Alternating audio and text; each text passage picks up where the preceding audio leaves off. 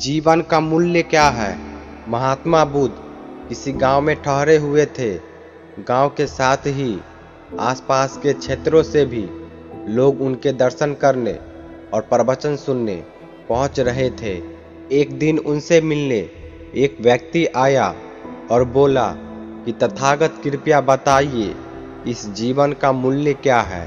महात्मा बुद्ध ने उस आदमी को एक पत्थर दिया और कहा कि पहले इस पत्थर की कीमत मालूम करके आओ, फिर मैं तुम्हारे प्रश्न का उत्तर देता हूँ। ध्यान रहे, इस पत्थर को बेचना नहीं है। वह व्यक्ति पत्थर लेकर बाजार में गया। वहाँ संतरे वाले के पास गया और बोला कि इस पत्थर को देखो और बताओ इसकी कीमत क्या है। संतरे वाले ने उस पत्थर को देखा, वह चमक रहा था। उसने कहा कि ये पत्थर मेरे काम का नहीं है, फिर भी मैं इसके बदले तुम्हें 12 संतरे दे सकता हूँ। इसके बाद वह व्यक्ति एक सब्जी वाले के पास गया। पत्थर देखकर सब्जी वाले कहा कि एक बोरी आलू ले लो और ये पत्थर मुझे दे दो। इसके बाद वह व्यक्ति पत्थर लेकर एक सोनार के पास गया और उसे पत्थर दिखाया।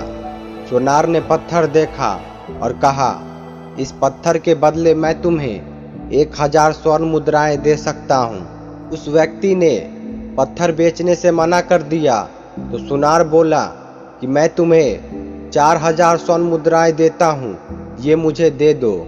इसके बाद भी व्यक्ति पत्थर बेचने के लिए तैयार नहीं हुआ तो सोनार ने कहा कि तुम इसकी जो कीमत मांगोगे मैं दे सकता हूँ। उस व्यक्ति ने कहा कि इस पत्थर को मैं बेच नहीं सकता, मुझे सिर्फ इसकी कीमत मालूम करनी है। सोनार के बाद वह व्यक्ति एक जौहरी के पास गया और पत्थर दिखाया। जौहरी ने जब उस पत्थर को देखा तो वह बोला कि ये तो एक अनमोल रत्न है। वह व्यक्ति हैरान हो गया। इसके बाद वह महात्मा बुद्ध के पास लौट आया, उन्हें सारी बात बता दी और पूछा कि अब बताइए जीवन का मूल्य क्या है।